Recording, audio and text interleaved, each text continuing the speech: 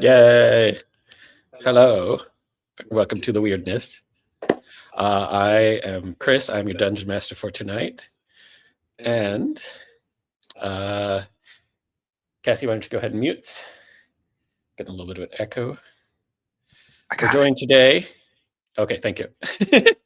We're joined today by these people on screen. Go ahead and introduce yourself, starting with Dakota/Shiro. Hey, I am Dakota or Shiro. I'm playing Velwyn, a human sorcerer thing. Yeah. Okay, Amador. I could totally find the unmute button. Hi, I'm Amador. I play our Earth Cleric Boldar, and here's a cool Earth fact. Did you know sharks are older than trees? That is all. And we have a special guest with us today whose character won't be in the very beginning of the episode, but you should meet her soon. This is my friend Cassie. Hi.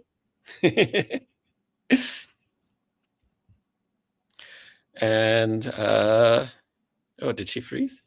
Did I? I think Yeah. so. My goodness. Oh, There you here it goes.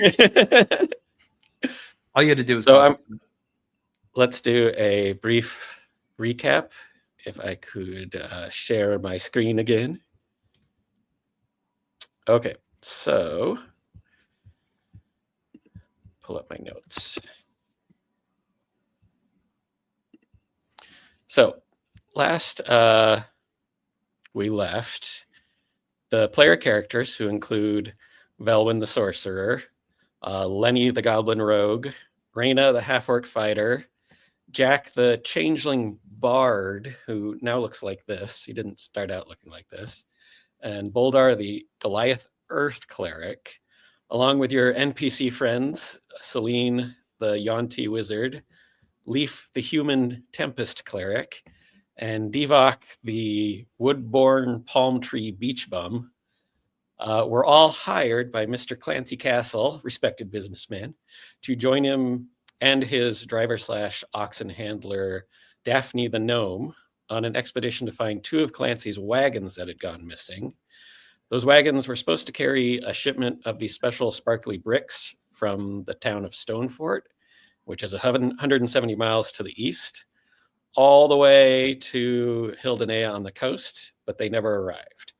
So you're all retracing that path eastward, looking for any clues or anyone who has any information about the missing wagons. And more important than the wagons is the people who were, the crew, who were the drivers and the security people and all that. On your journey, you were briefly engulfed by fairy fog that turned some of you purple for a couple of hours. You fought the ghost of the husband of the owner of a fancy hotel. Jack and Boldar did some sparring. You made it to the tiny fort-like village of Fintonpire, where you discovered a giant jellyfish was hovering over the town with its tentacles going down into the ground. Jack touched a tentacle, and some of you got zapped into a pinkish purplish void for a few seconds. The inn was full to overflowing, so you instead ended up staying the night in a cozy little loft above the coffee shop / bookstore owned by Kim the Orc and her wife, Layla the Centaur. And you also got a clue. Gordon, who was a human customer at the coffee shop, revealed that he had found a sparkly brick from the missing shipment just a few miles south of the town of Gregory, which made Clancy beg the question, did the missing wagons divert to Gregory for some reason? It's not on their route. If they did, why? And then in the middle of the night, you were all visited again by Krolar, the flaming face in the fireplace, still looking for Barnabas. He gave you a little piece of coal that he said you can toss into any fireplace to contact him if you do end up finding Barnabas. Even factoring in that interruption, though, you all get a long rest for the evening. But Velwyn and Boldar, shortly before you wake, you have a very specific and kind of familiar dream. You're floating in this pinkish purplish void, and there are voices in the void with you, though, going, "No touchies, eh? None of your beeswax, eh? No touchies, eh? None of your beeswax, eh? And the voices build and build and build, and there's this crescendo of voices, and suddenly it cuts out, and you're floating in silence for just a moment, and then a gigantic horizontal slit appears in the void in front of you and opens like a mouth and goes, "What's that about, eh?" And then you jolt awake, and you feel this weird residual tingling in your bodies. And Boldar, Belwyn, and also Jack and Devok, who are present, you all gain a temporary level 1 spell slot. Oh, Which means you can cast a level 1 spell basically without expending a spell slot once. cool. And you wake up, and it's now, what is the date? It's May 21st. You look out the window when you wake up, and first thing you notice is the giant jellyfish is still hovering over the town. And there's a couple of smaller, like 4 or 5 foot long jellyfish floating by. Bloop, bloop, bloop, bloop. It's overcast this morning. It stopped raining at some point during the night. Just real quick, how big are the jellyfish? The little ones that are floating there? They're like 4 or 5 foot long total. Like 4 or 5 foot long total. Would you say they're like smaller creatures? I would say technically they would be a medium-sized creature.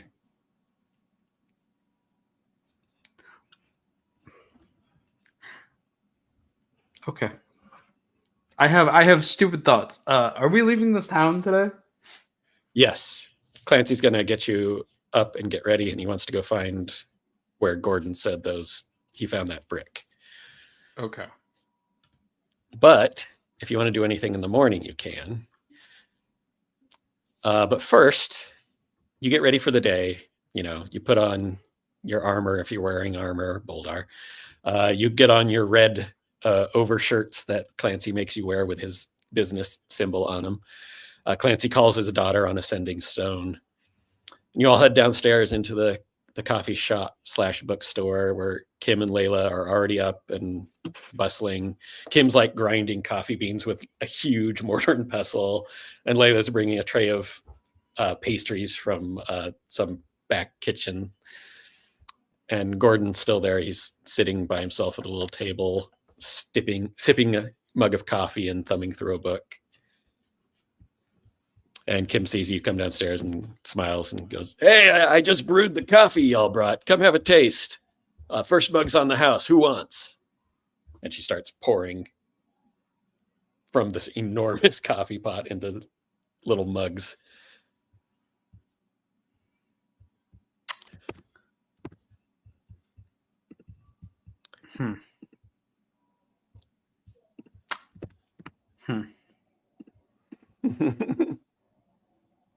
I'm not much of a coffee person. That's all right. We got pastries if you want. Sure. What type of pastries? Just like little croissant type things. Flaky, buttery looking. Yeah, I'll take a flaky, buttery looking croissant thing. You taste it. It's delicious. Clancy asks, "How much do we owe you, lovely ladies, for the loft?" And Kim goes, Did you make a mess?" "No? All right. Let's say a gold? I don't know." Clancy goes, No, 2 at least. I insist." And he pulls out 2 gold out of his coin purse. And Kim looks like she's about to argue, and then Layla leans over and plucks the 2 gold and says, "We graciously accept, right, sweetie?" And Kim smiles and goes, "Right, honey." "What the fuck?" And she reaches behind her, and in one motion, she grabs this giant battle axe off the wall and throws it over and past you.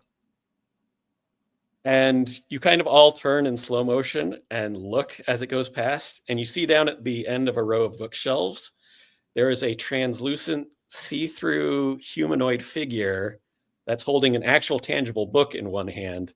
And as the axe is spinning through the air and about to impact it, it steps backwards into the swirling portal that closes shut, and the axe goes thunk into the wall where it once was. And Kim vaults over the coffee counter and runs to the axe. Did a fucking ghost just steal one of my books? I'd call that weird. And Layla was rubbing her forehead. Does it feel like the weirdness has gotten worse this past week, or is it just me? Well, we've only been here about a week, but it I turned- seems it seems bad. I turned purple on one occasion. It was quite interesting. Kim starts ticking off on her fingers. People turning purple? All right. 2 Raudar showing up in one day in Hildenea. Got frickin' cultists coming through town. Faces in fireplaces. Everyone in town saw a face in the fireplace this week. We actually We got a giant jelly and now a book stealing ghost. Yeah, it seems like a lot. It is. We actually have in those stores. We actually have Barnabas with us here. And Lanny goes, it's a long story. I'm not the guy that Krolar's looking for. Barnabas isn't actually my real name. It's an identity I'm kind of trying on, but it's not me. Okay. It's not me. Okay. Okay. It's not me. He's Barnabas. I think he's Barnabas. Even when he's not here, he can't dodge this shit. We love him in spirit. So you all finish your coffees and say your goodbyes and step outside. Let me pull back up that map here. The Finton Pyre map, if I can share my screen again. Oh, yeah. So here's where you guys all are. This is Kim's Coffee up here. Here's the inn that was full. Here's the blacksmith, and here's the town hall. This is the Fletcher where Lenny bought some arrow supplies last night. And all these pink circles are where tentacles are going down into the ground still. Oh, okay. But Boldar learned last night that they weren't doing anything bad. They seemed to actually be pulling pollutants out of the ground, so it was okay. Mm-hmm. Yeah, there's only I don't know if we've seen negative weirdness, right? Like yeah, they're stealing shit, but like really bad negative. Yeah. weirdness. Maybe a little inconvenient, but nothing oh, Nothing life-threatening so far. so So far. far. We're level 2. It's fine. Yeah, we are level 2. I don't want to kill anybody just yet. Just Anything? Clancy turns to you guys and says, anything anybody want to get done before we leave this morning? Need any supplies? I think I'm just gonna go get ready at the carriage and get prepared for our exit. I think that's all I really need to do. What and I'll ask the 2 ladies that are here too. So the jellyfish. Do they eat anything that partake in it in anything? We haven't seen them touch anything. They don't go near the buildings. They stay, 15 feet up in the air. They haven't seemed to eat anything or do anything. They just kind of blooping around. Okay. Thank you. So y'all head outside. You make your way down to where you left the wagons by the inn. And Daphne spent the night with the wagons, as she always does. That's kind of her job. And as you step into this main road area here, it's bustling. People are pouring out of the inn and getting on horses and getting in wagons and getting in carriages, and they're all getting ready to go about their morning business, whatever it may be. And it's all different races: humans, dwarves, halflings, goblins, hobgoblins. Another one of those people that's made out of living crystal that you met in Hildenea, one of them. And amongst this bustle, you see that dim-witted guard that tried to stop you from touching the jelly is standing there in the middle of the road. And he sees you and he goes, "Oi, Stay right there, please. Mayor wants to talk to you real quick. And he rushes in the front door of the little town hall and almost instantly comes back out with the mayor. Some of you met him last night. He's like a portly middle-aged human with a skullet. And he sees you all and he comes huffing up. Goes, oh, good. Oh, I'm told that we have the vaunted heroes of Hero Square in our midst this morning. And a handful of people kind of stop and look over. And so to honor you, Barnabas, and your team who killed a router, I present to you this medal. And he places in Lenny's hand this little silver medallion that looks like it's made out of steel. And Lenny holds it up, and you can see on it is like embossed a symbol, a stylized symbol that's like two sickles like this, and in the middle they're kind of like cupping an apple. And the mayor says, special thanks to Mimsy, our apprentice blacksmith, for getting it done so quickly. And you see a little 14-year-old blonde human girl standing nearby, and she waves and she goes, I know how to stamp steel. And the mayor says, this medal here will get you 10% off any business here in Fintonpire. Also here, and he takes a small sack and a glass jar from the dim-witted guard, and he hands the sack to Lenny and goes, here's a bag of high-quality iron spikes made by our very own forge cleric, Kiernan, who should be back tonight. And Velwyn, he hands you the jar and says, and here's some pickled cucumbers grown in our very own fields. Thanks again for visiting our little town. All right. And he turns and abruptly stomps back into town hall and vanishes. And the people who had stopped to watch kind of shrug and go about their business again. If I uncork this thing, what is it? How pungent is the smell? It's very vinegary, but it's got some nice flavors smelling stuff in it too. It seems like quality product. Okay. I will recork it. So everyone loads up in the wagons. Hey, Boulder, real quick. Listen. I'm listening. Those jellyfish are really cute. Yeah. If we were to take one with us, Okay. how do you think we would go about doing that? The little ones or the little big ones, not the big one, the little ones. I just had to make sure. Sometimes you say some things and I get a little concerned, you know? Just a little one.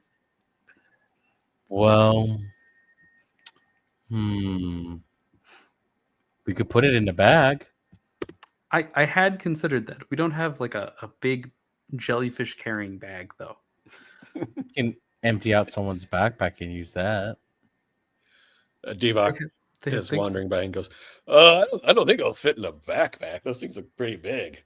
They don't talk. We could just Any grab it. brilliant ideas, Devok, on taking a jellyfish with us? No, they seem happy here. I mean, if you really want to, I'd climb up on top of a building and jump and hope for the best. Hope you can grab one and drag it down, maybe. That's a wonderful plan. Clancy's like, no. We're on the clock, people. Right, but Come, it's go weirdness. jellyfish. Go jellyfish hunting on your own time. We're on the clock. You work for me now.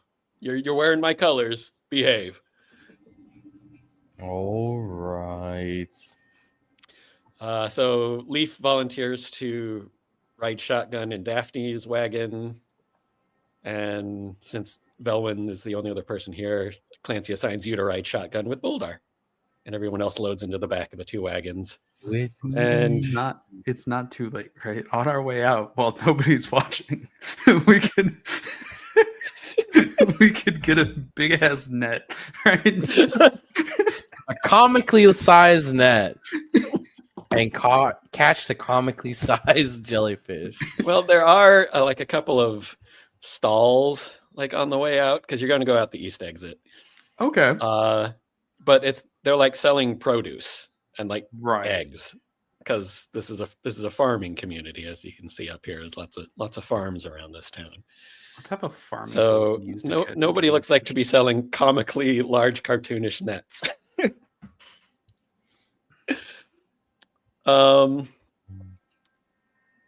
It seems like most of the other wagons and stuff that we're loading up this morning are heading the other way towards Hildenea.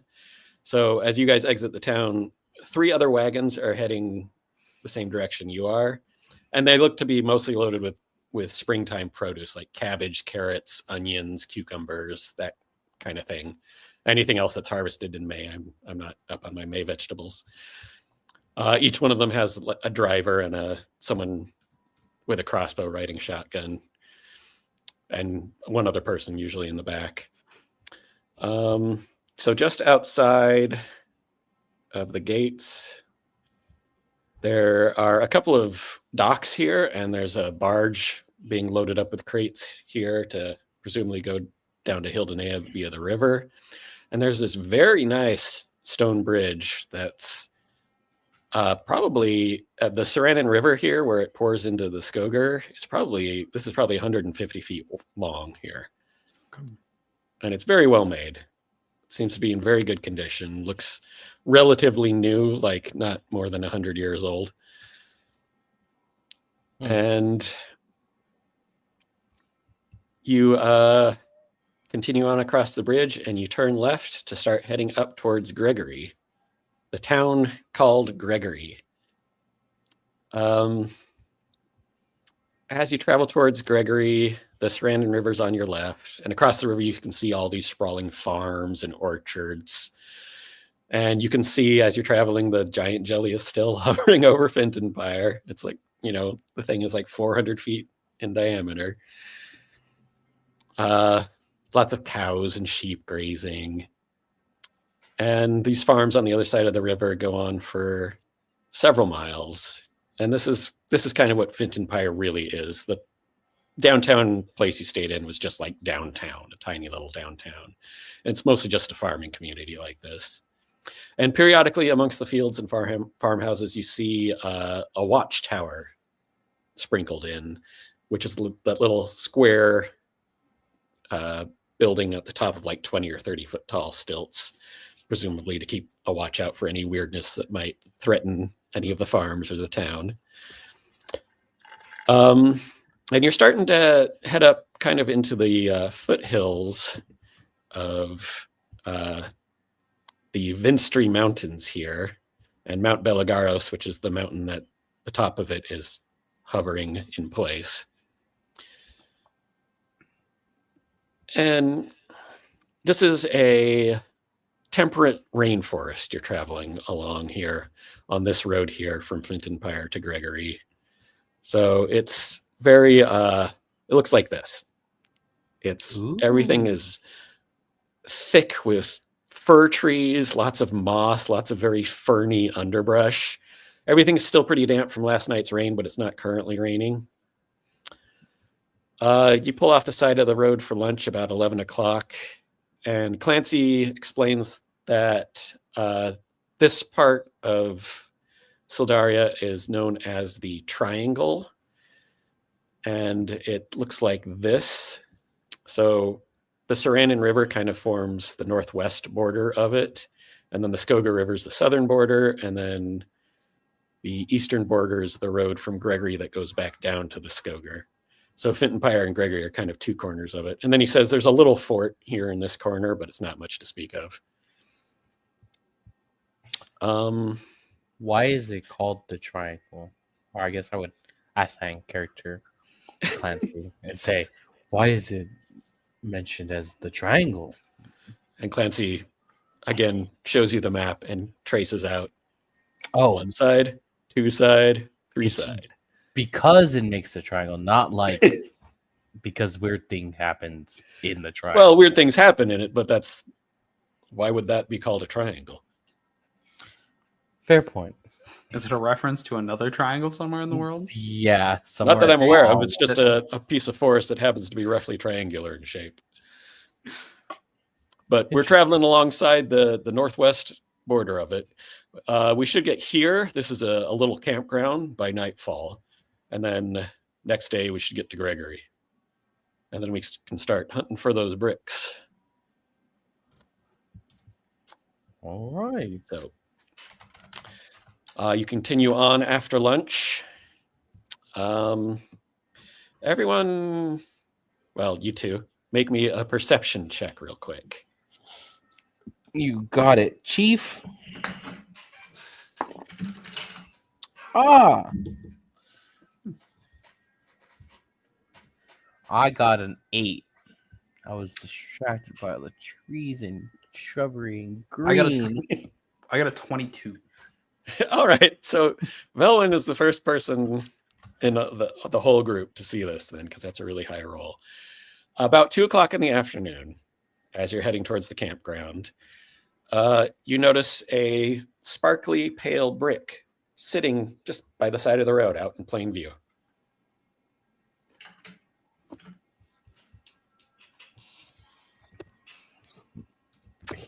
I will point out said thing.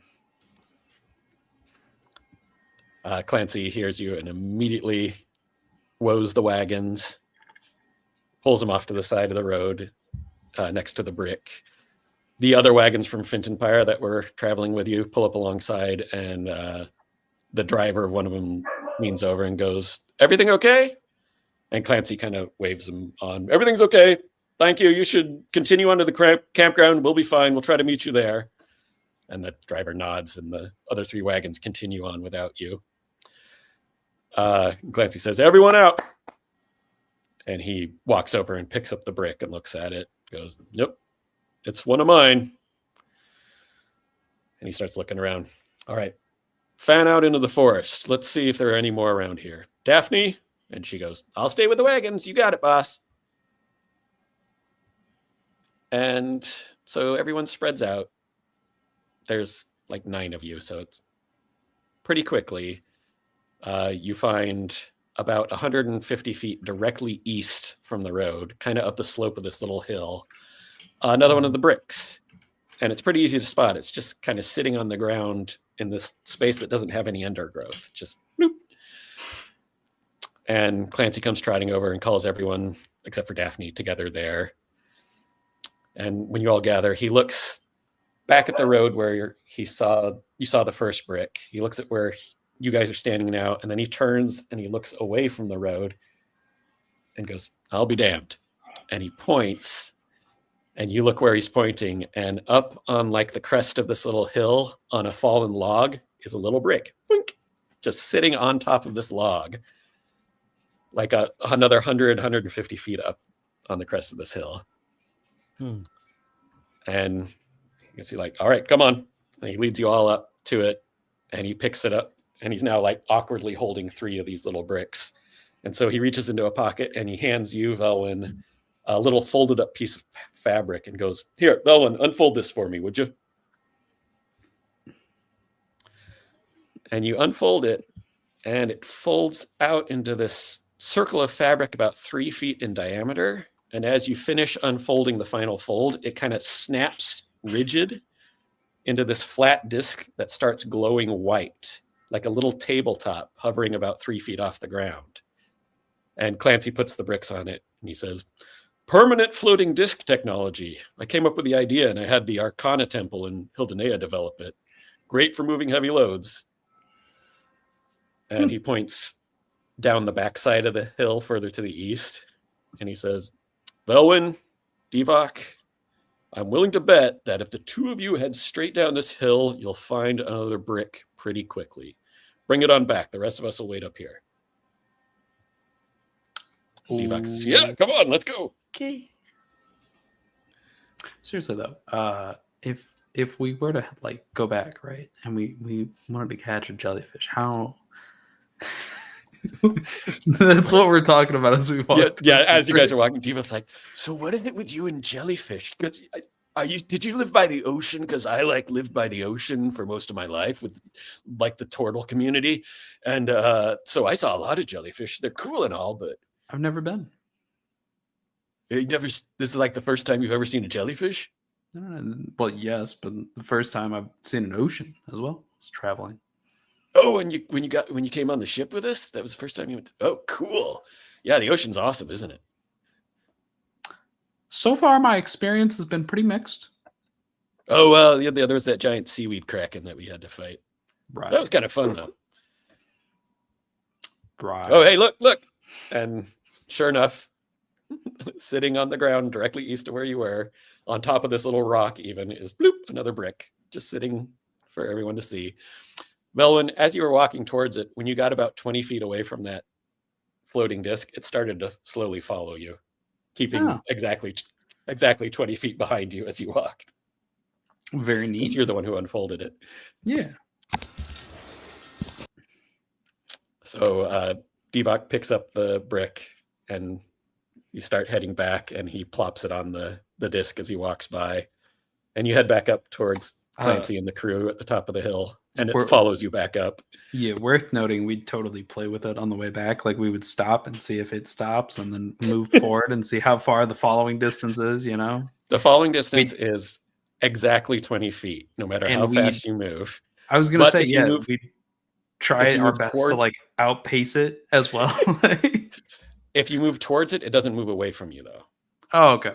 Makes sense. Only if you move 20 feet away from it, then it starts to follow you. Gotcha. Also, how fast does it move? Can I move faster than it? It moves exactly as fast as you move. And so if I dash at 60 feet, it moves 60 feet? It will keep up with you. It might drop a couple of bricks. Okay. Yeah, we probably have to go back and put another brick back on it. Also, you find that if you grab it, you can raise and lower it.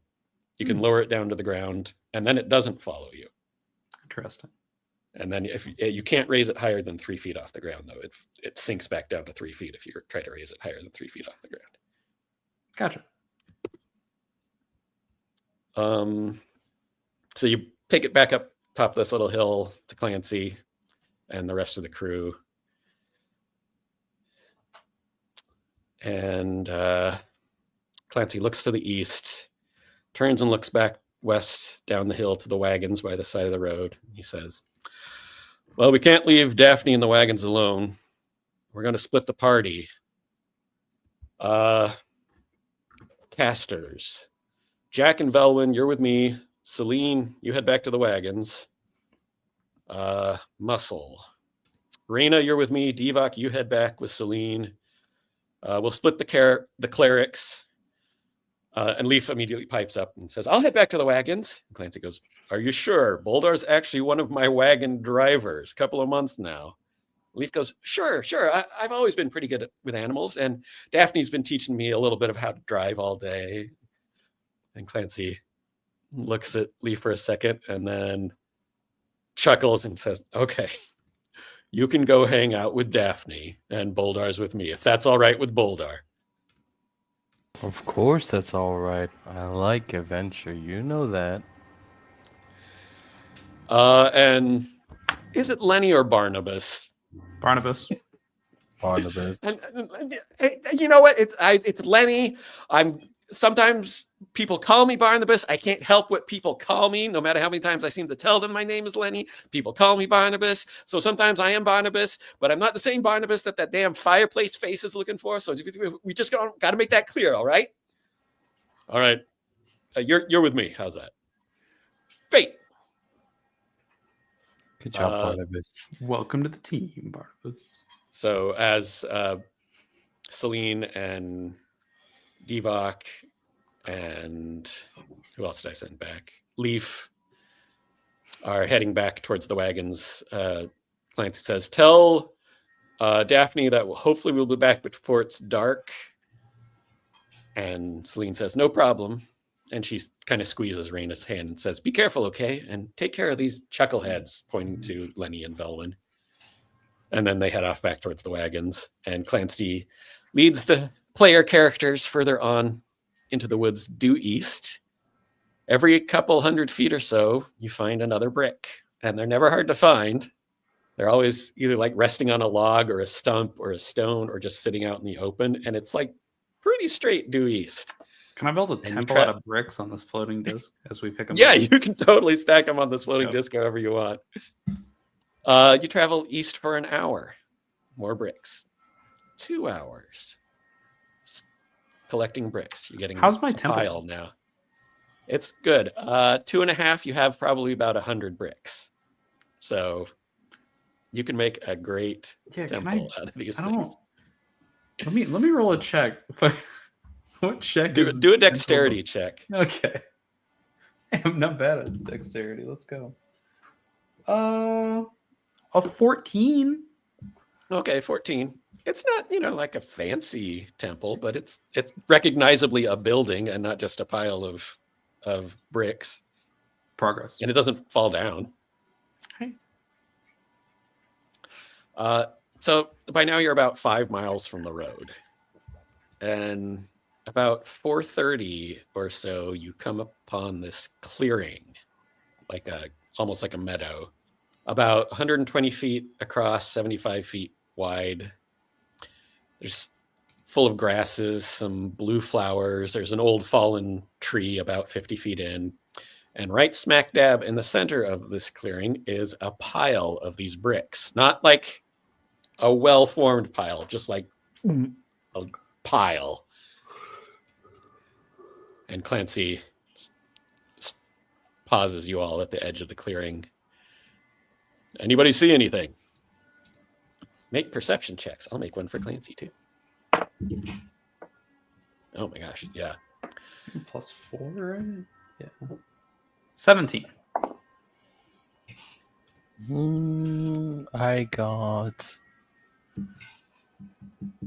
I also got 17. All right, so all three of you, Velwyn, Boldar, and Clancy, notice that there seems to be a lot of flies buzzing around this patch of really tall grass, kind of off to the northeast a little bit.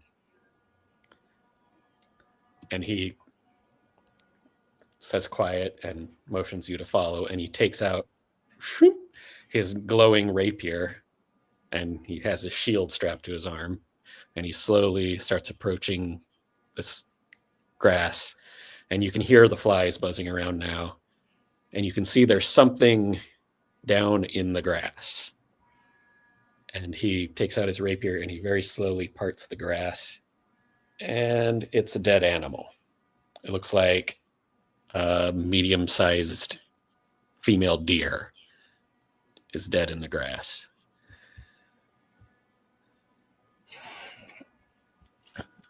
It looks pretty recent. It's not like moldy or anything. Can we figure out how it was killed? Are there any distinguishable Make- marks? You know what? It's actually pretty obvious. There are a whole bunch of spines, like 6-inch long spines embedded in its neck. And it looks like at least one of them hit an artery and it bled out. Huh. It looks like they might be porcupine quills, maybe. If someone wants to make a nature check to see if they can figure out what quills are. I will gladly do that, even though I'm not super duper smart. I got a 12. I got a 17. Okay, with a 17, you realize that they're not animal quills. It looks almost like a really long pine needle. Huh? It doesn't look like animalistic in nature. Definitely a pine needle? Question mark. Clancy says, all right, stay alert, stick close, stick together. And he leads you all to the pile of bricks, and he grabs the floating disc and starts dragging it along with him. Let's load these up. We'll see if we can find any more. And I'm going to share my screen again here.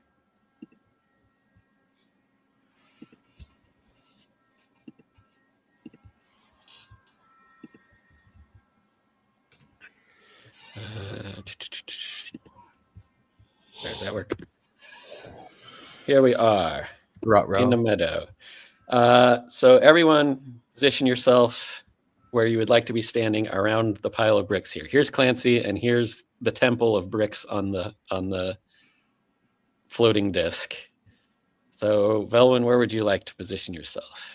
On the opposite side, because obviously this temple of bricks is very important to me. So you would like to be here? Yeah. Next to the bricks? Yeah. Okay, Boulder, where would you like to be?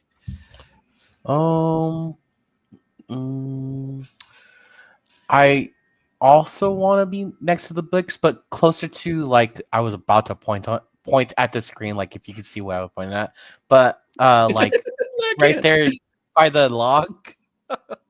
Oh, over here? Yes, thank you. Okay.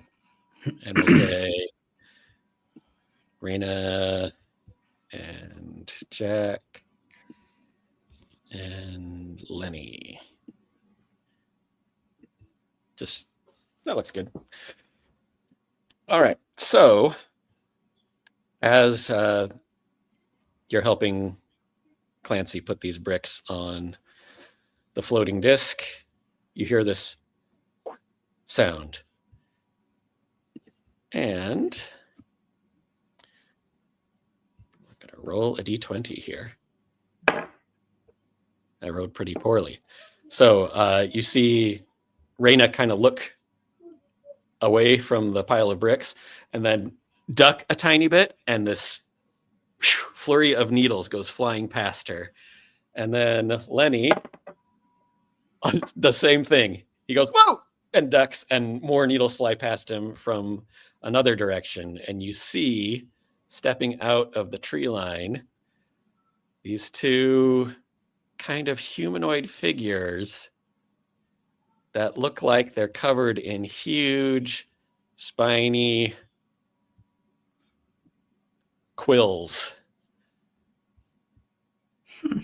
And I'm going to need everyone to roll initiative. Oh God. What'd you get? A 9 on the die for 11. Okay. I got an 11. I got 10 on the die. So Plus 2 one. 11s. All right. Rollies to see who goes first. You can go first, Velwyn, if you want. I don't mind. Up to you. I got a 3 on the die if you want to do rollies. Here, let's see. Yeah, you go first. I got a 2. This is going to be a good combat. Oh, All yeah. right. We're going to have a fun here. So we got you going there, you going there. And just a second here. Yep. This is going to be good. We're totally going to have crits. We're going to fucking die. Natural 20s left and right. I promise. Oh, for sure, dude. Okay. As you all get ready for combat, some things start happening. Along this northern tree line, these what looked like just piles of twigs start rising up and forming into small humanoid shapes about 2.5 feet tall.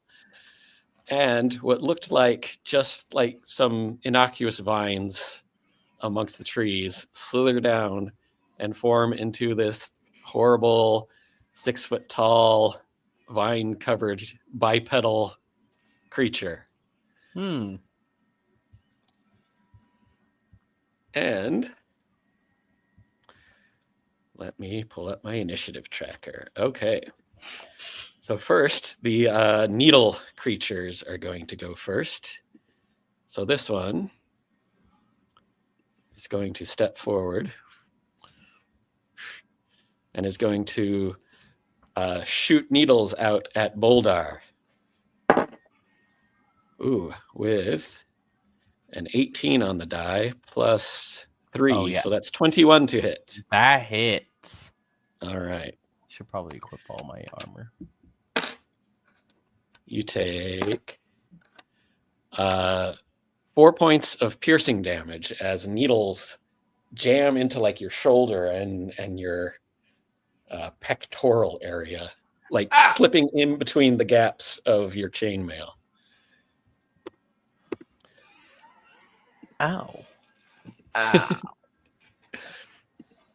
The next needle guy will come down just a little bit, and he's going to shoot at Reyna. And he misses with a 15. So now it is actually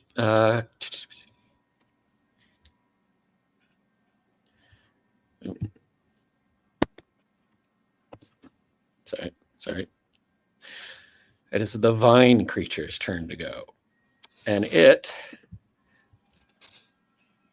steps forward and raises up its hand and clenches a weird viney fist. And the ground around you erupts with entangling vines. I need everyone to make a saving throw. A dexterity saving throw, please. No, sorry, strength saving throw. I don't like you.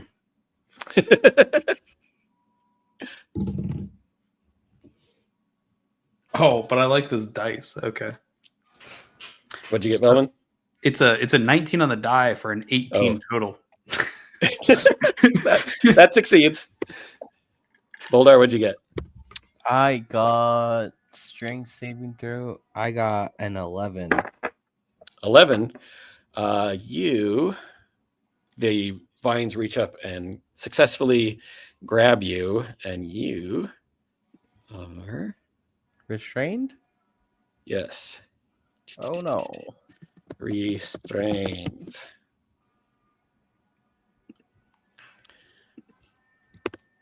Okay. And I'm rolling for everyone else here. Unsurprisingly, Reyna is fine. Lenny got a 19 on the die. Jack got a 3 on the die. So Jack is also restrained. And Clancy got an 8 on the die. So Clancy, if I can find him, here he is also restrained. I can spell. There we go. Okay, now, shockingly, everyone else rolled really badly. It is Belwyn's turn. Huh. Are these vines that we're on, are they like moving and writhing still? Like, do I get the sense? No, they reached up and grabbed and then kind of locked into place. Okay. So the ground is covered in vines. It would be considered difficult terrain, but it's not actually moving anymore. Gotcha. 5, 10, 15, 20, 25. Okay. I am going to... Give me just a second. Yeah.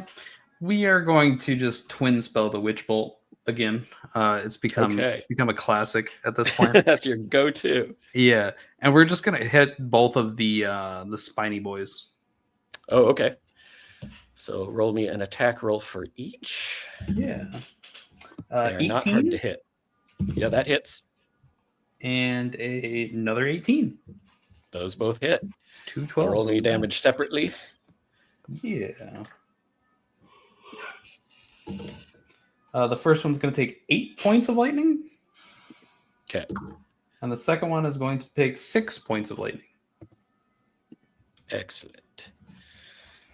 The first one that you hit, like a lot of material gets shattered off of it by the lightning bolt. The second one doesn't look like it was hurt too badly. Next up, did you want to move anywhere? Sorry. Nah, I'm good. Okay. Next up is Boldar, who is restrained. Can Can I make I think it's a strength to try to break that? An athletics check, Oh, yes. I am concentrating. Even If you want to add a better. ring.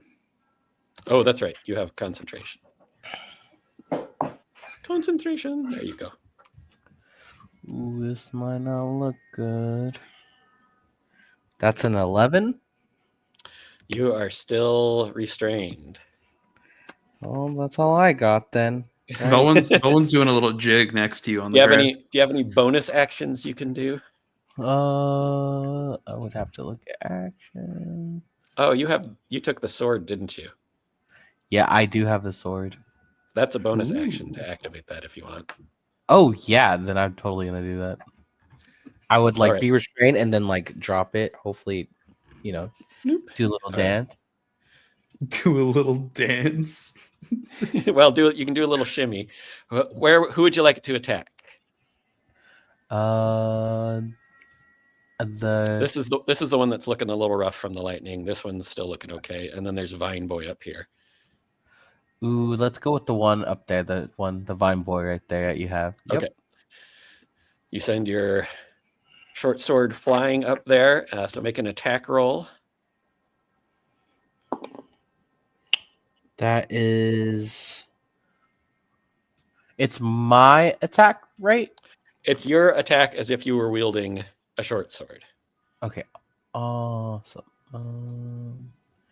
That would be 14 to hit. That does hit. Awesome. So it's 1d6 plus your strength or dexterity modifier, whichever one you're using. That's going to be my strength, and that's going to be a 4 slashing, I believe. Yes. All right. Now the Vine Blight has to make a Constitution saving throw. It rolled a 19. It maintains concentration on the grasping vines. Oh, man. All right. Now it is the Twig Boys' turns. So this guy is going to move.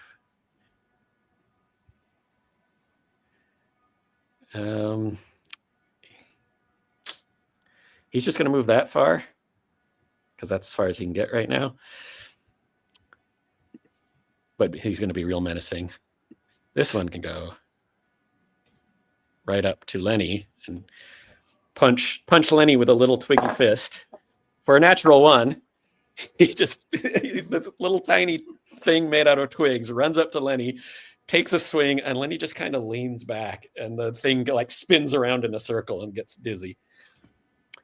This guy is going to go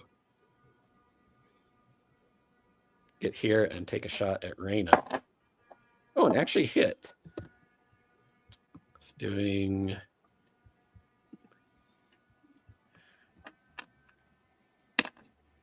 all of 3 points of damage to Raina. I think she'll be okay.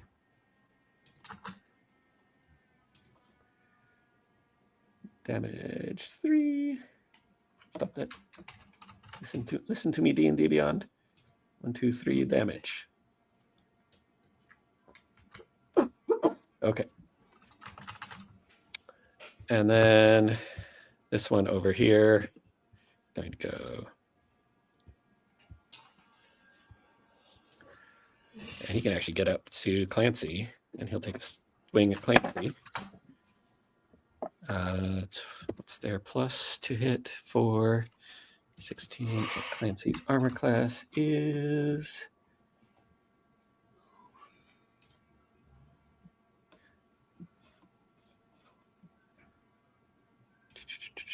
Where'd Clancy go? His armor class is, really high. I forgot. So this twig guy comes up and takes a punch, and Clancy just puts his shield in front of it and goes crunch. And now that's all of the Twig Boys. It is now Raina's turn, and she, you better believe, is going to try to grapple this twig guy right in front of her. And oh yes, she just grabs onto this twig guy. And No, she's not going to drag it anywhere. She is going to. No, she's fine. Sorry, I was indecisive there. I wasn't expecting to play so many characters tonight. You do have a few. Jack is going to not try to escape the grapple. He's going to instead cast Armor of Agathis on himself.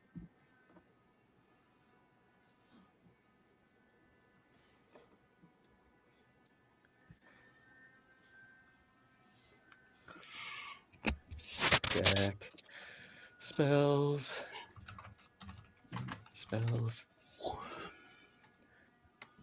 Armor of Agathis. Cast. All right.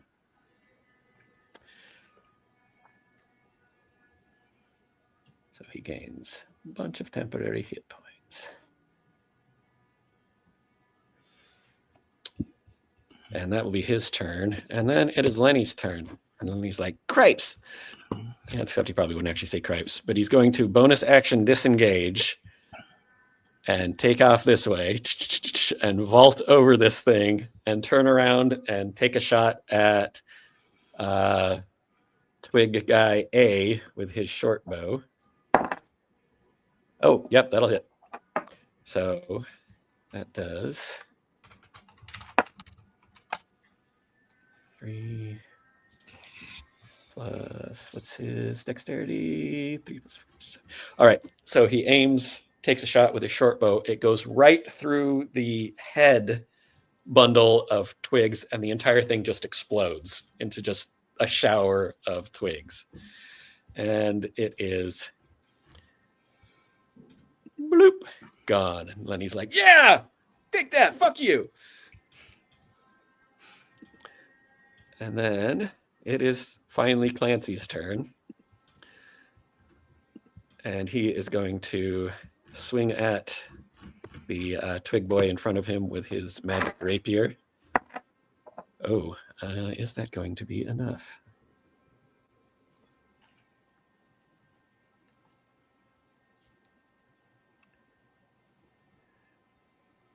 His +2 attack with rapier. Yes, that will hit. And he does 1d8. Okay. He jabs the rapier into the center of the twig guy and then stomps on one of the twig guy's feet with one of his own feet and then drags the rapier up. And the thing just bisects in two. And again, shower of twigs goes everywhere. And it is gone. And then you all hear some strange noises coming from the southern tree line. And forward steps 2 more needly boys and 2 more twig boys. But that was their turn getting into the field. And then you hear some strange rustling coming from the eastern edge of the clearing. And not what you were expecting, but in rushes a mountain lion. And trailing behind it is a tiny little greenish scaled dragon about the size of a house cat just flying along behind it. And Cassie, welcome to the battle. So it is your turn now. Okay. So Yeah, there we go. It's a little easier to see. I'm gonna run over to that one that's real far south that's nearest. this guy. Mhm. All right. Take a swipe at him. Mhm.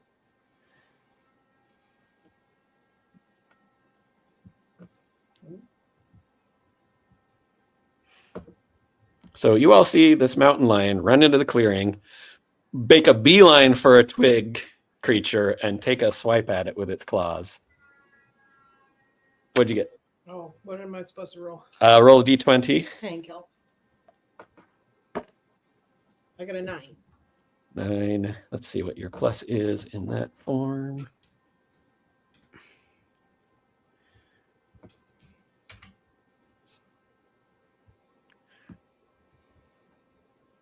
You get, oh yeah, you have +5. So you hit.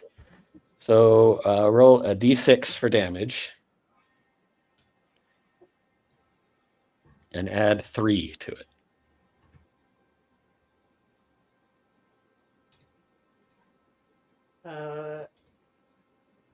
No, I messed that up.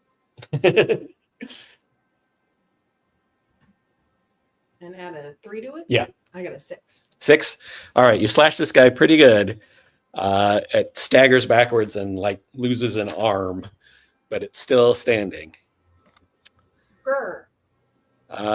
Do you have any bonus actions? Do you want to tell your dragon what to do? Dragon, can the dragon take it out? No, familiars can't attack, Yeah, that's but what I they can distract. They can help if you want them to fly next to an enemy and use the help action. They can distract it. I want the dragon to go check over with that mob of vines in the middle of the place. And This guy up here? Yeah, investigate the area. Okay, so he'll start heading up that way. He gets about there. Mm-hmm.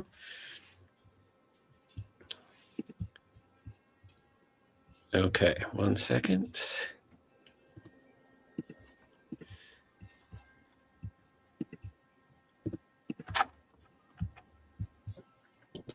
That does bring us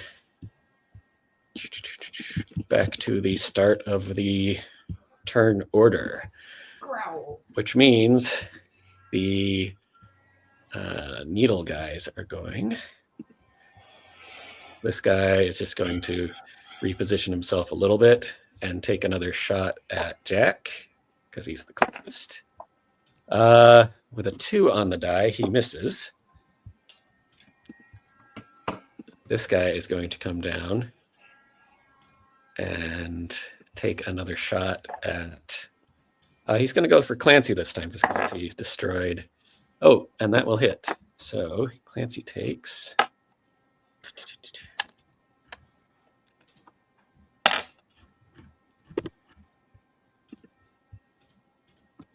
7 points of damage.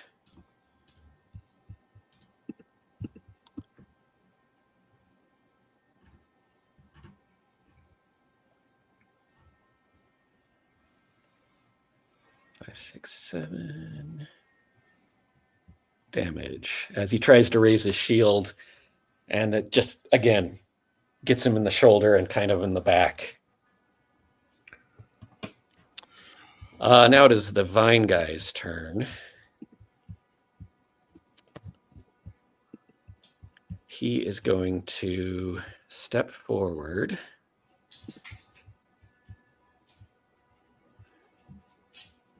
Where is he? Around the sword, so he doesn't leave it. Yeah, he's going to go here. So he's still within range of the sword, so it doesn't get an opportunity attack. But he has a 10-foot reach on his attack, and so he's going to go for Reyna. Oh, and that will hit. So Reyna takes 3 whole points of damage. And it whipped out with these vines, and the vines wrap around Reyna, just around her waist. So her arms are free. She just is grappled. And then it is Velwyn's turn. We are going to pump damage. All right. Into the 2. I don't have to make a roll. It's just damage. The lightning is still connected to both of them, so you get to roll your damage die for free, yes. Yeah. The first one's going to take 8 points of lightning damage. Okay. You pump your lightning into it again, and it starts to burn, and it goes floop and catches flame and falls over backwards. Nice. The second one takes max damage at 12. All right. That one, same thing. Floop. Both of these burst into flames and fall backwards into the grass.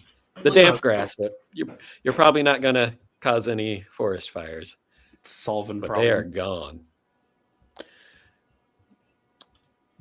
And then It is Boldar's turn. Boldar is still restrained. Okay, I'm gonna try to break that again. Okay. Athletics check. Yes, sir. Okay, so that's gonna be Oh, 17. your spell is over because there's no more. Yeah, they're tokens. dead. They Seven, did. okay, you break out of the vine. You are free to move, but that was your action to break that. Okay. And the one directly in front of me is how's that guy looking? This guy, he has not been hit yet. I'll go to the closest one that has not been hit yet. I'll engage with that one. So this is difficult terrain, so you can. Oops, I don't want to move everybody. Sorry. So you can get up to this guy if you step around Jack. Oh yeah, perfect. That's your full movement there. And then can I move my sword towards him? Yes. Yes. You want to attack this guy or this guy? The guy that I'm in front of. Okay. Yes. So it comes up behind. Make your attack roll. Thank you. That's I will say in my rules, you can't flank with a weapon. You can only flank with a sentient creature, so you don't get an advantage on this. That makes sense. That's A good ruling. I like that. Yeah, 'cause this would have been busted. Would have been very strong. With that's gonna be 21. To hit? Yep. Yeah. And that's gonna be 3 slashing. 3 slashing damage. And that'll be it for me. Or piercing, actually, it's not. If that makes it. Oh, it is piercing. All right. You jab, you knock off some twigs. It seems okay still. All right, awesome.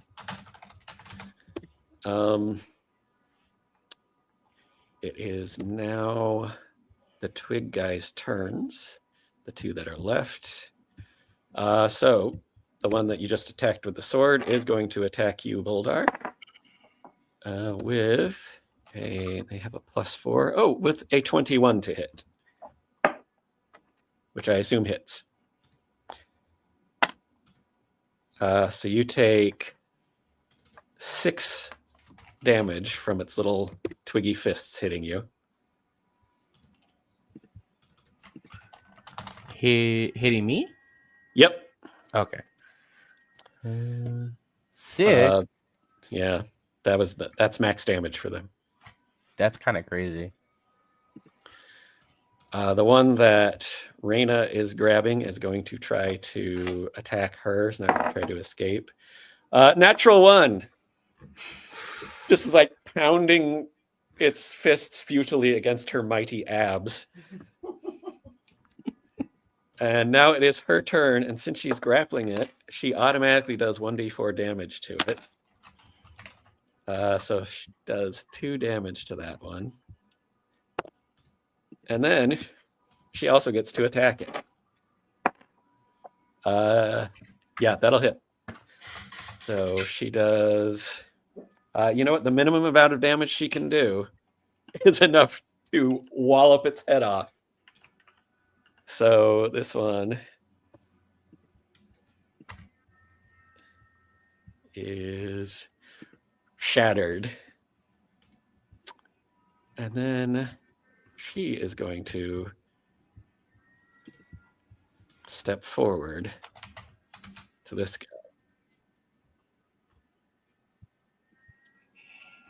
Next is Jack.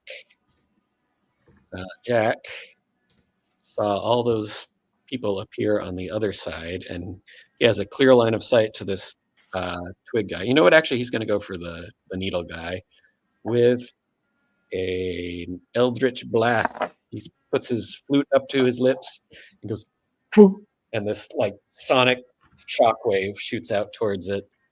Oh, and that'll hit.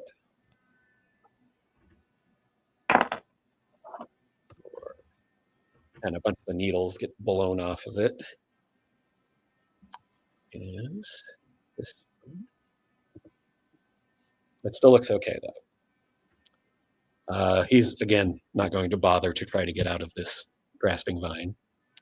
Lenny, who thought he was safe on the other side of the log, sees 4 monsters coming up behind him, goes, ah, crap, and jumps back to the other side of the log and is going to bonus action try to hide. Oh, yeah, he drops down, and the monsters do not know where he went. And then he's going to go sneaky, sneaky this way and pop up and take a shot at this guy with advantage if he was hit. And plus, okay, second roll hits. So he does sneak attack for. Okay, he does some good damage.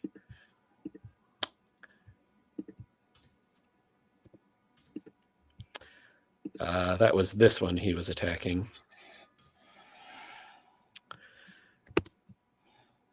And finally, Clancy again.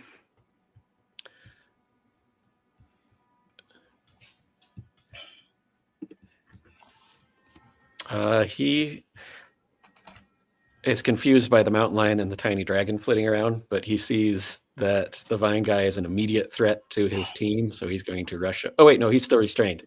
So he's got to try to break out. No, natural 1. He cannot figure out how to get the hell out of this damn vine. He's like, damn it, what the hell is going on? So now it is these needle guys down at the bottom's turn. This one, where are they? Is going to step forward and take a shot at Lenny, who has half cover as he's standing behind a log and he's only 3 feet tall. So that will be a miss. Lenny ducks down and most of the needles embed into the log and the rest go over his head. This one here will step forward and shoot at Velwyn. Rude. Let's see, what is there? They have a +4 to hit. 13 to hit. No. No. What is your armor class anyway? 16. Oh, do you have mage armor up? Oh, you know what? That's a good question, actually. It's set to 16. You but never I cast don't. that. Yeah. So I would only have 13, so that does hit. Good. Oh, okay. So that does.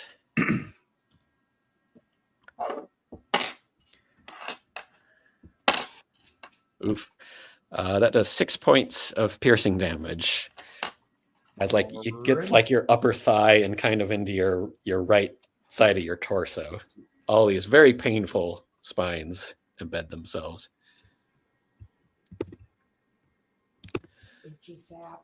And then it's the twig guy's turn. This guy is going to rush forward, and you're the closest guy. Sorry, Velwyn. I'm getting bullied. 4 on the die is going to miss, even without mage armor. Plus bullied. The other guy is startled by a mountain lion suddenly running out at him. It's going to reposition slightly and try to attack the mountain lion. Plus, what do they have? +4 to hit. 14. That misses. So the mountain lion is cagily dodging out of the way. And now it is the mountain lion's turn. The mountain lion wants to take another swipe at that near one and then go, if possible, run at the one picking on that dude in the bush. Okay. So take a swipe, roll a d20. Oh my. Well, you look at that. It's a 6. That And it is was +3. Yeah, that was a 9. So it's a 9 is not enough to hit this thing. But Too quick. you do have, what is that ability that mountain lions have? It's like not showing up on my thing here. No, it's okay. I can pull it up. Oh.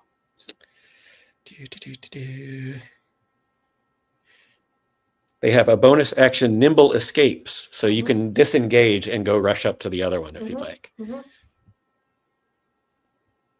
I disengaged too quick and I missed them. Yeah, you kind of did this as you were I running was by. like, stop picking on that guy. Do you want to be which one of these squares do you want to be in? Up or down? Up. Okay. I'm going to try to get in between a little bit. All right. So I you don't want to get hit. you're like And I definitely don't up want to there. get in those vines. Okay. You want to send your little dragon guy closer to this guy?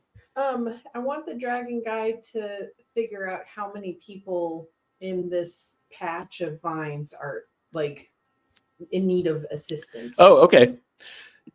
Let me make a perception check for him. Oh yeah, 17.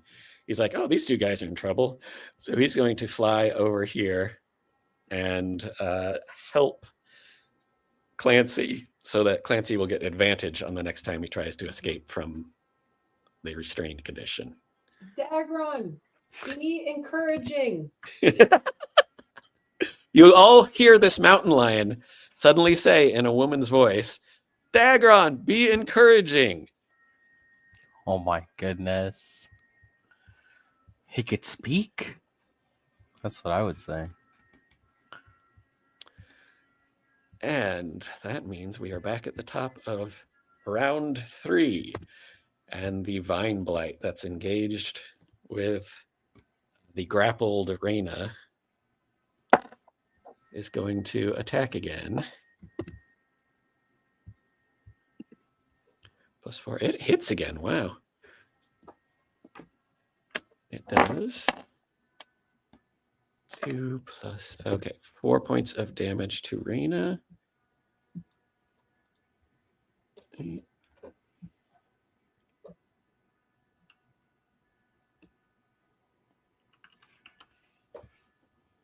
Okay. She's still looking okay. She's just getting pummeled by whipping vines. That brings us back to Velwyn. Velwyn, I assume you used your temporary slot when you cast Witch Bolt. You're muted. Oh, yeah, I think I would have. What do I want to do here? I say this as if I think I have like a lot of options. How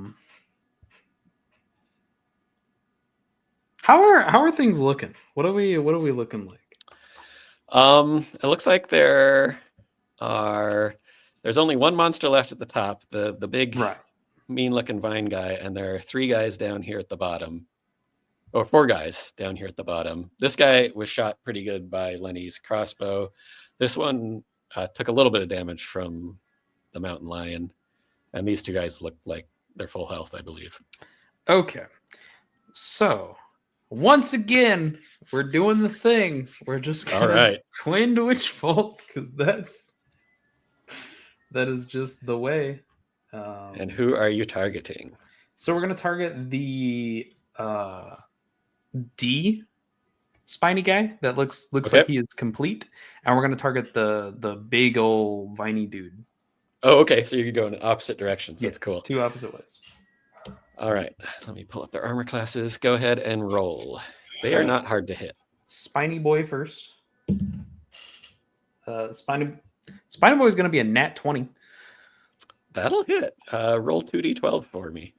Can I roll to hit the other one first while I have the d20 in my hand? Oh, yeah. Only a 14. That still hits. Okay. They are big and slow and are made out of plant matter. They are not hard to damage. All right. So the first one, oh my god. So the first one's going to take 18 points of damage. Yeah, it just shatters. It doesn't even catch on fire. Just a cloud of pine needles gently flutter to the ground. And then the viney boy is going to take 7.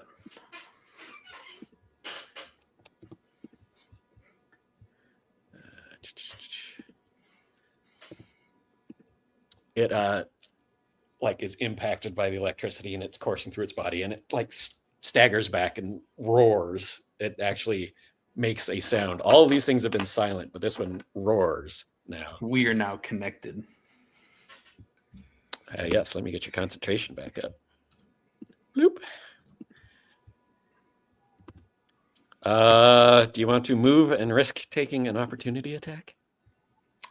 No, I'm good. Okay. I'm good where I am. Boldar. That's me.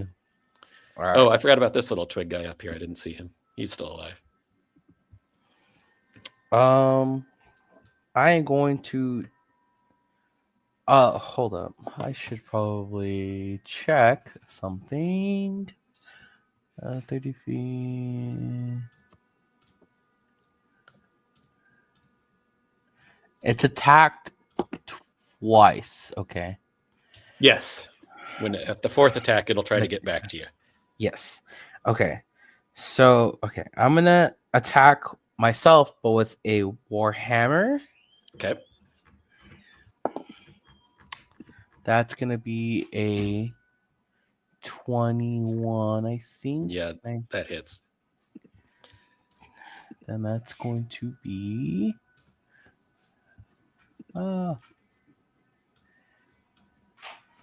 16.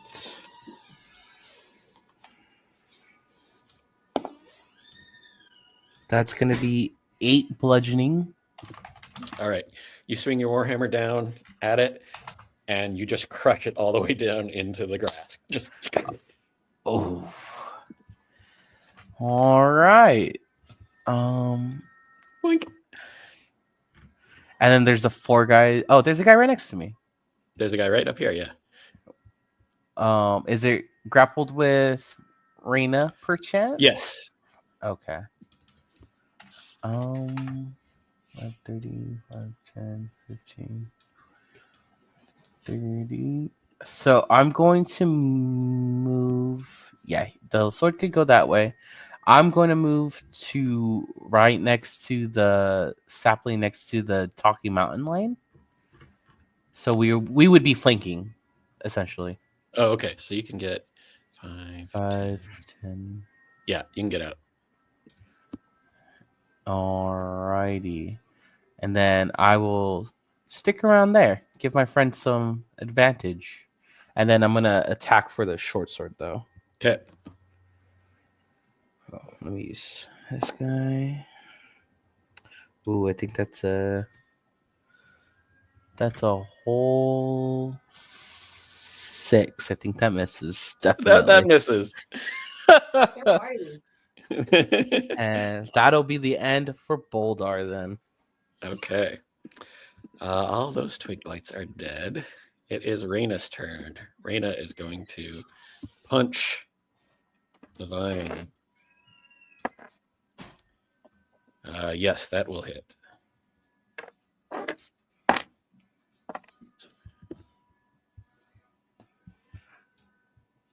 Oh, she rears back. It's got a vine around her waist. She rears back, grabs the back of its head, and punches it in the face. And the punch goes all the way through the head so that she punches her own hand. And the thing just kind of starts falling apart just into this pile of vines. Just.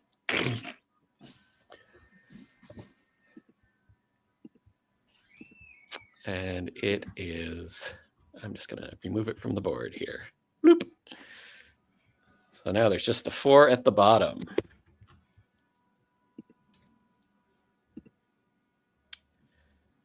But first, it is Jack's turn. And he is going to try to Eldritch Blast again. Yes, he is going to hit this one over here. Oh, actually, he's going to try to get... No, I'm going with my guts. He's going to attack number C down there. And it hits and does...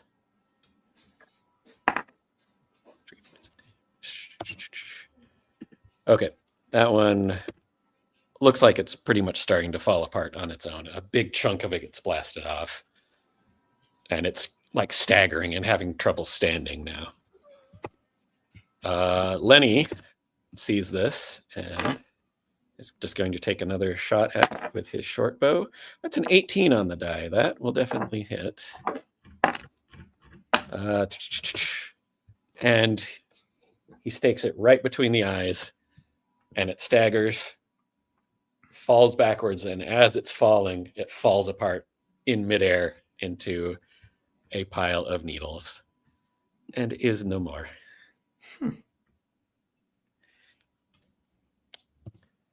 Damage. C is done.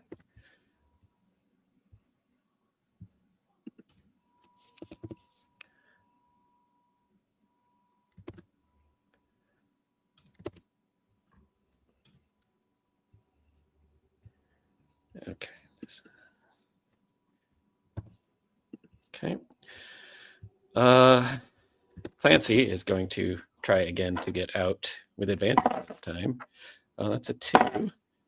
That's a 10. That's better. What is his athletics? Just a second. Sorry.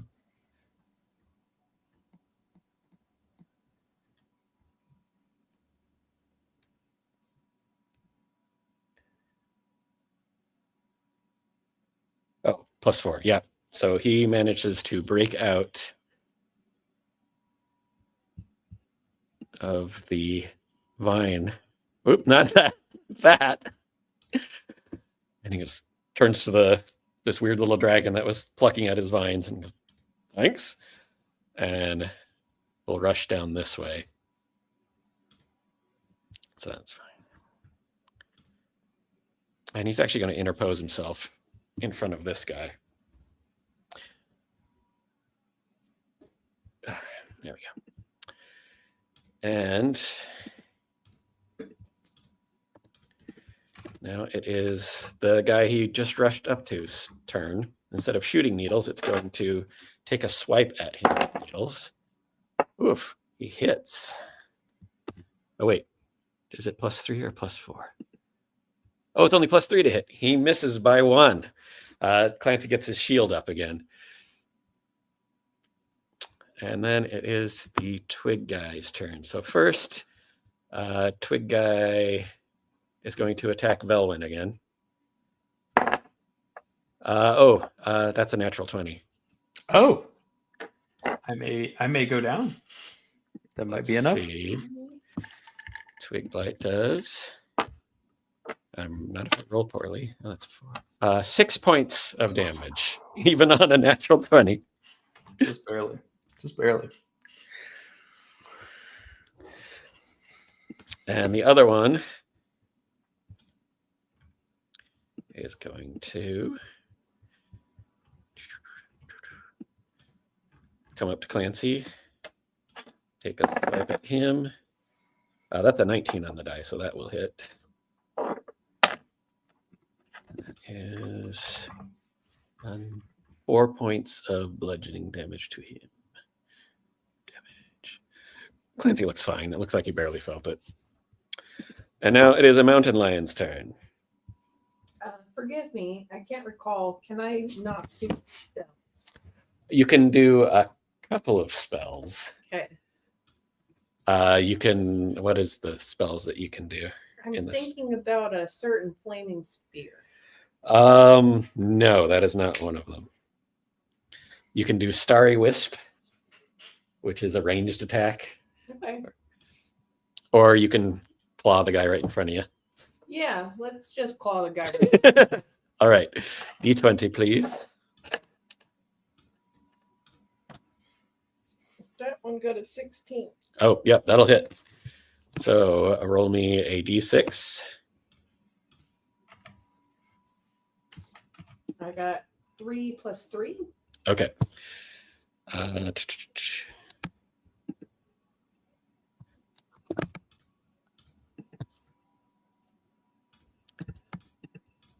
That's 6 damage.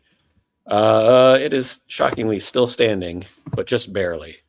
Was there a dude nearby to where I'm standing who's injured? The other twig blight is injured, and Yeah. the needle blight next to Clancy is also injured. What about the other guys, not the needles? There's only 2 twigs and 1 needle left in this fight. What about any of our guys? Oh, your guys? Our guys injured? Velwyn is pretty badly hurt. Okay. And Clancy's taking a little bit of I'm damage. kind of fucked up. I think I have the ability to touch and do a healing. You can do a cure wounds on him in I'm this gonna form do if you cure wounds on him because it would be embarrassing if a bunch of twigs took you out now. want. A lot of twigs. All right. So, Velwyn, this cougar / mountain lion comes up to you. And let me Cool. see here. Right on the snoot. And it boops you with its snoot. And this magic energy flows out of the snoot. And I'm pulling up the spell. Hold on. There's a lot of concern as he like tries to edge away from the cougar. Hey, stay still. So you heal. I'll roll for you here. Oh, wow. That's really good. You heal 12 points of damage. Oh, that's my whole health bar. Okay. I told you to stay still. Yeah, this mountain lion is talking to you. Okay. Dagron, they're in shock. Okay. Did you want to reposition yourself at all? Or- Not until this thing's dead. Okay. And what did you want Dagron to do? I want Dagron to do a circle and see if there's anything else coming. Oh, okay. He will start heading out this way, and I'll have him make a perception check. He doesn't indicate that it looks like there's anything else moving in this part of the forest, at least. Good Georg. And we're back to Velwyn, believe it or not. Which ones were you connected to again? I was connected to the big viney dude and the one that was dead. Oh, okay. So That's right. So Yeah. you can damage a big viney dude again. yeah, we're just gonna damage the big viney dude. Faux show. Oh, wait. You need to roll for concentration because you took so much damage. Oh, right. How much damage did I take? It was 6 4? in the last round. 6? I got a 14. It's fine. All right, you're fine. Your spell is still up. 9 points of lightning. And again, Velwyn. Which bolt OP? Let it be known. Yeah, it really is. Poof. Just evaporates one of these vine guys. That is the end of your spell again, though. Yes, I'm talking about you. All right. Did you want to move? Risk an opportunity attack? No, or I'm stay good. put? I'm good. Okay. And then Boldar.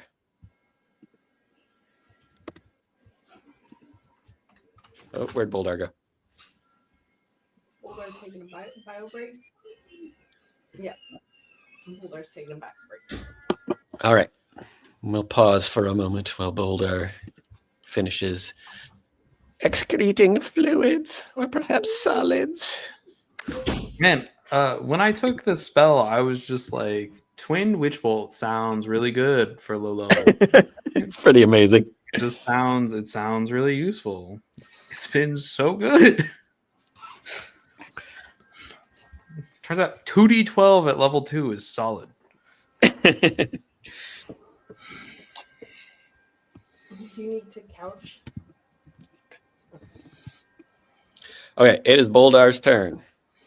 It's my turn already? Yeah, most of the monsters are dead. To no one's surprise.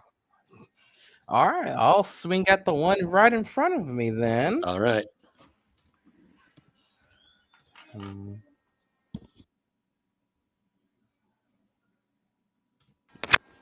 Okay. Your boy got a natural 1. But you are flanking with the mountain lion, so you get advantage on it. Oh, that's true. I got You can do it. an 8. I rolled a 4. Total? Yes. Okay, that will not hit. You whiff it with the Warhammer whiffs it. Okay. And then I'm going to drop my Warhammer so I have a free hand. And then if I can move my little short sword over to attack it, that would... Okay. What is that's 5, 10, 15. Mm. Yeah, I can make it there. Where is the short sword? Here it is. You can come over, fly through here, and make an attack. All right. It also miss because that's a 4. 2 plus 2. All right. The astounding game. This is a wily little 2.5 foot tall pile of twigs. You were having a rough one over there, buddy. Yeah, pit rock bottom. All those twig I guys see are dead. your joke. I just want you to know I see your joke. Yeah, Thank that you. was a joke. Thank you, guys. Raina is going to, let's see how far she can get. Step out here. Yeah, she can make it there. And she's going to take a swing at this thing. And that is going to hit. Oops. 2. And yes, she clobbers it, and it just shatters into a pile of twigs again. So that one is deed.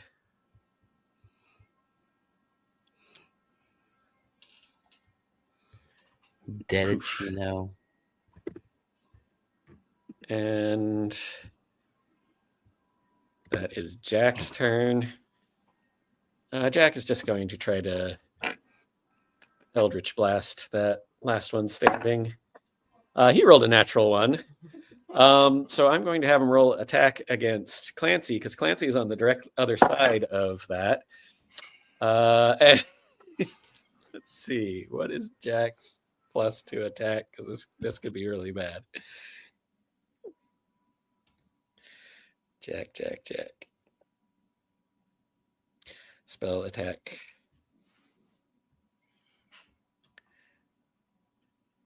+6.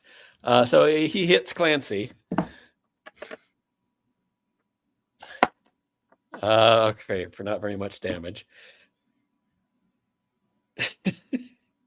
So Clancy watches Raina punch this twig guy into oblivion, and then suddenly gets impacted in the back by this concussive blast of wind.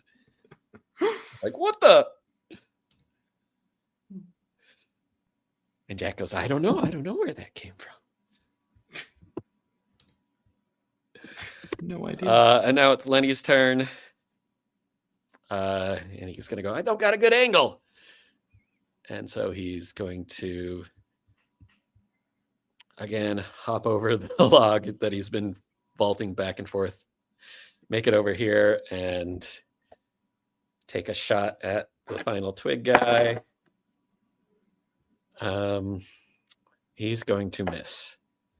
It's going to, not a natural 1, so don't have to worry about collateral damage, but he just goes whoosh, and it goes flying on past. It's like, damn it!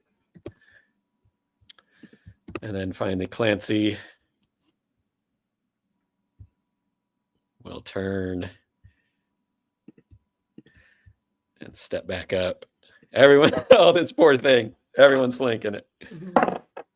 Yeah, 17 on the die. The minimum amount of damage he can do just rips it apart. The minimum? Yeah. It only had a couple of hit points left. And so with that guy dead, all this is gone. I forgot about that.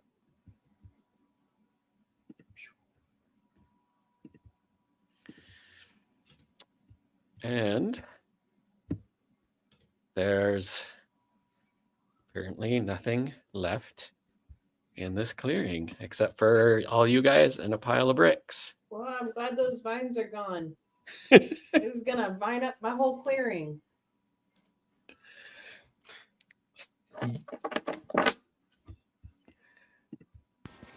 I guess we should talk about the talking mountain lion in the room, shouldn't we? Probably. Thank you. You're welcome. Do you live around here? Is this your What are home. y'all doing? Why are you here? What's going on? You got into my clearing. You disrupted a whole bunch of these stickly dudes. I've been watching them all day. I've been watching you all day. What are you doing? And what's up with that jellyfish? I'm gonna look at Clancy. The one above Finton Pyre, it seems to be fine. You're a triangle druid, aren't you? Indeed. I'm Clancy Castle. These are my associates. We are looking for, and he walks over to. I don't need to be sharing this anymore. Combat's over.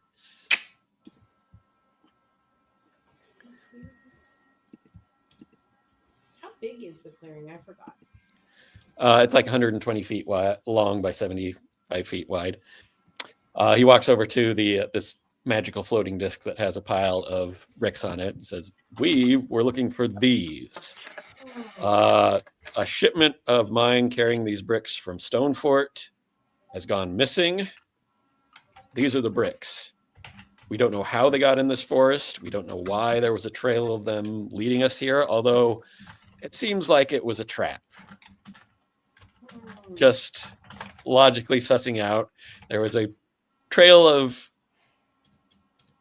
bricks leading to a clearing with a pile of bricks in it. When we approached the pile of bricks, we were accosted by these. What were those things?"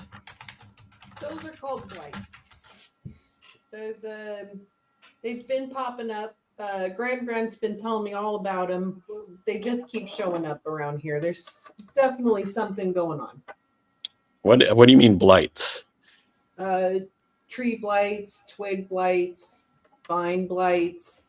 They're plants. They're blights. How did they get these bricks? That's a really good question. What do blights want with a bunch of these shiny bricks? All right. Do you know where they're coming from? Well, there does seem to be a story behind these guys. So there's like this tree, Gulthias tree. It's around here somewhere. Grand's got me on a mission. I can't really talk about it. Well, I see you're here though. yeah. Can we rest for a bit? I'm getting too old for this shit. Yeah, there's actually right here is a really great spot. This log over here is fantastic. You can like holler into one end of it. It gets really loud on the other end of it. So, don't sleep on the ends of it. Try to sleep near the sides of it. If you really need some cover, there's some brushes back there. Just have a nap, dude. Yeah, all right. I'll let you have a nap. How's that sound? You are in my woods now. Let's take a bit of a rest to recover. Okay. How's everyone's wounds? And a couple of you have like big spines sticking out of you. I feel great now. Actually, I feel just positively great. Ooh, I do need to heal. So everyone can take a short rest. I will do that. See how much health I have. Come over here, you guys. We'll have a short rest.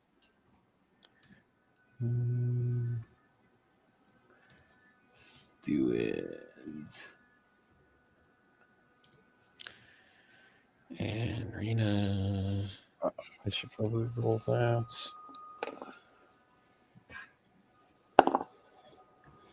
Six. And Jack. Anybody hurt? I guess the short rest is helpful. Yeah, short rest. We'll get it back. At least most of it. I was really fucked up. Now I have full HP. So So that's good. wizard things have no HP. Mm-hmm. Yeah. Druid things have a bunch of HP. You have a bunch of different pools of HP too. Lenny didn't take damage. Clancy's good. Boldar needs some healing. Gonna take a rest. Use a hit dice, I assume. Yes, that's exactly what I Okay. did. So you all lounge in this field for an hour, tending to your wounds and taking a breather.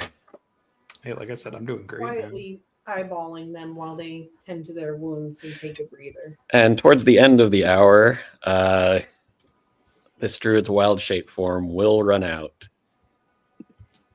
And she turns back into a person. Would you like to describe what you look like, Cassie? Yeah, so as a mountain lion, I'm sitting there with my paws, and I just slowly turn into a half elf druid with a big line, bangs, short, wild hair. It doesn't look like I even know what a comb is.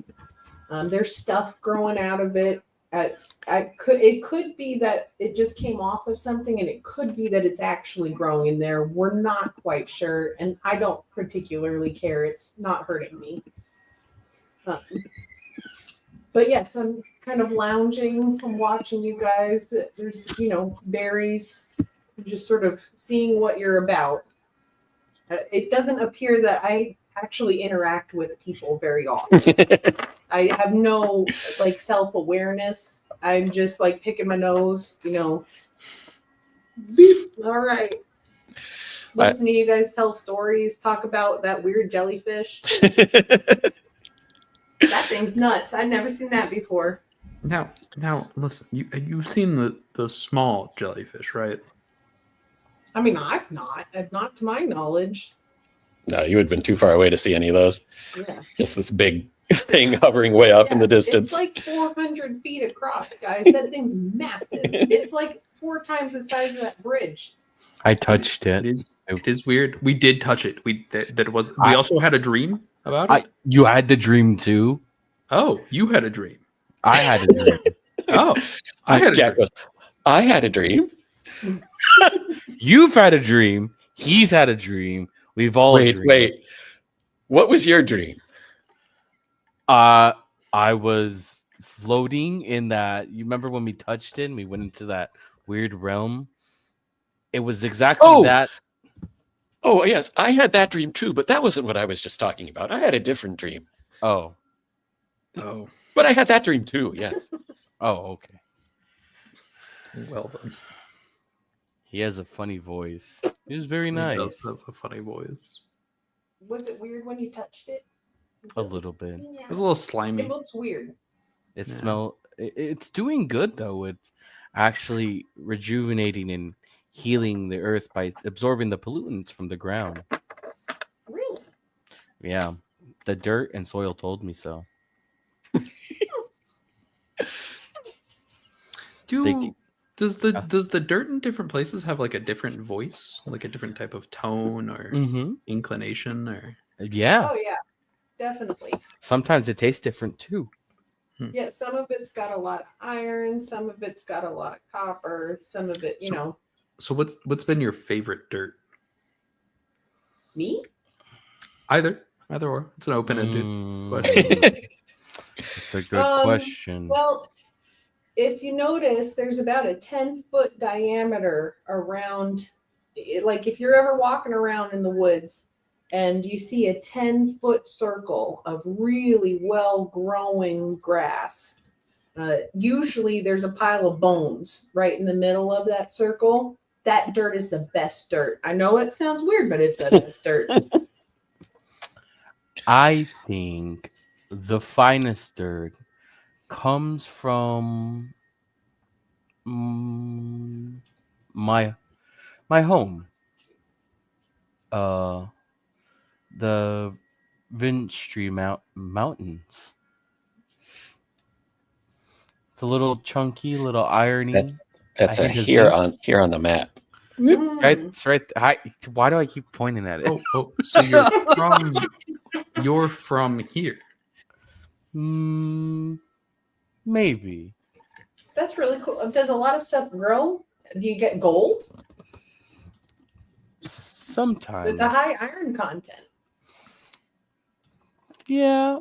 Well, not Crystal? much. Not much of a I'm not much of a mountain delver. We just lived on them. So anything that's pretty much available above ground is what I had access to. Like I said, a little irony, a little zinky, very nice. Sounds delicious. It is delicious. Clancy eventually gets up, comes over to you, Cassie, and says, "It seems to me somehow these blights may have hijacked my shipment." I can't even imagine what a blights would want with this shipment. What's up with these bricks? This is the shipment. They're special bricks that I import from Stonefort to Hilton Aya for construction and whatnot.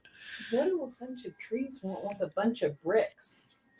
To lure people out here into the middle of the forest to kill them, apparently. Well, this is a ridiculous place because this is where my tribe is. It's really weird that they would want to come out here and mess with it. You know, Gran has been telling me, I mean, she's been sending me out to all 3 points of this triangle.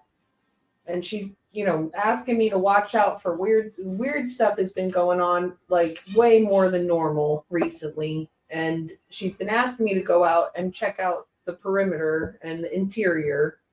And I just keep running into strange things, blights, you know, here and there. This was pretty intense set of blights right now. That was kind of a lot. This so was I do agree seemed like an ambush, yeah. Yeah, it seemed like an ambush. But I think that must mean I'm getting close. Well, it seems like our missions might be aligning here. We're trying to find our shipment, which seems like these blights might have taken. You're trying to stop blights from taking over your forest. I am. Well, I mean, it's not unheard of that I've partnered with other groups. But I just met you guys, so I'm not going to tell you what my mission is unless I actually know a little bit about you people. I do like this guy who likes to eat dirt. He's cool. I just told you where it That was guy's from. cool. All right, that's fair enough. But if you can help us find where these blights are coming from, we might be able to find our missing people. Some of my people have gone missing with the shipment, and you might be able to, I don't know, if they have a leader or anything that we could take down. Well, I mean, if they're missing and they're in my woods, I want them to be found so that they can get out of my woods. So we probably should. I'm starting to think that this might be in alignment with what I'm needing to do here. Okay. We could use a guide in these woods too, to be frank. Okay. Well, okay. So, all right. Should I tell you? Do you want to know the mission? Can you help me with my mission? I think it's only fair that, and he turns to the rest of the group, that if, I'm sorry, I didn't catch your name. I'm Delta. Clancy Castle. I heard of you, Clancy. Oh. You know, I talk to the squirrels. Interesting. I didn't know I was famous among tiny mammals. But we would, I think, be happy to help you on your mission if you could help us on ours. Okay. Well, here's what I know. These blights are a product of these seeds that take root and they sprout into this thing called a Gulthias tree. I'm not even sure if I'm saying that right. That's right. But I'm pretty sure I'm saying it right. It's this Gulthias tree. And I think that's what's going on is that as this tree grows, more of these blights show up. I've been able to deal with them. It's, I have my ways, but it's starting to get kind of intense. And now that they seem to be kidnapping people and luring them into my woods, I probably need to deal with it. I have heard of you, Clancy, so that's good. I do like that. All right. I think you guys should come with me. Let's start looking with this. We'll start looking for this thing. All right, everyone, let's head out. And we're going to end the episode there tonight. Ooh. That was part 1. Huzzah! What's going to happen in part 2? We're gonna find some stuff. Exciting. Yay, I have an official portrait of Delta, if you wouldn't mind sharing my screen. There she is. Ooh. Very She's got cool. mud all over her face and twigs in her unkept hair. And sometimes Dig there's it. a little dragon that flies Very- around. Yeah. Very druid. Very druid. I like it. She cuts her own hair without looking into a mirror. No, it's like this. All right. Well, thank you guys for actually being able to make it here. I'm sorry a lot of other people could not. It was really fun. It was a fun thing. Yeah, I thought that was. I like running combats. Nerf Witch Bolt. Yeah, really. You took out like you took out four of those monsters. Witch Bolt OP. Got me all bolted up. I guess Didn't even that's think it. it was. Did not think it was going to be that good. But So we'll do, I guess, a brief outro. I've Yeah. been Chris, your dungeon master. Go ahead, Dakota. hey, I have been Dakota Orishiro. I played Velwyn, the human sorcerer dude. Yeah. With Amador. 2 HP. Wow. Hi, I'm Amador. I played our Goliath, cleric, Earth cleric, Boldor. I did not suffer from 2 HP, but I couldn't move for half the combat. So there's that. Back to you, Andy. And Cassie. I am Cassie, and this has been Delta, the half druid, elf druid. There we go. I don't know how to talk to people, but I do need some help. Thank you guys for showing up. I'm sorry they lured you in here. And this has been Welcome to the Weirdness for this week. Thanks, everybody. Bye-bye. Thank you so much for tuning in to another Vibe Tribe production. What's going to happen next time? Well, you're going to have to tune in to find out. But until then, remember, take care of yourself, love one another, and as always, make sure that you keep the good times rolling. Thank you for being here, and we'll see you next time.